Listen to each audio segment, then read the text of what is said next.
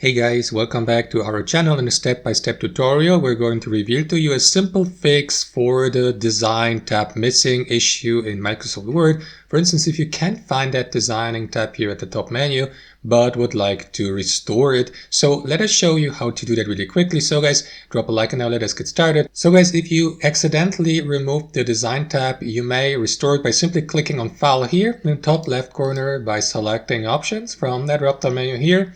And in the following, that window will pop up for you. So what you want to do is take a look at that panel here to the left and select Customize Ribbon and take a look at that list of main tabs, available main tabs here to the right. Scroll or browse through that list and simply spot and find the Design tab. As you can see, it is not ticked for me. So to enable it, simply tick the box here to the left and confirm by clicking on OK there. And there you go. As you can see, the Design tab has been added to that list of tabs or menu here at the top. And that's all to it, guys. Super simple, as you can see. Thanks for watching. Hope you enjoyed the video, and we'll see you next time on our channel.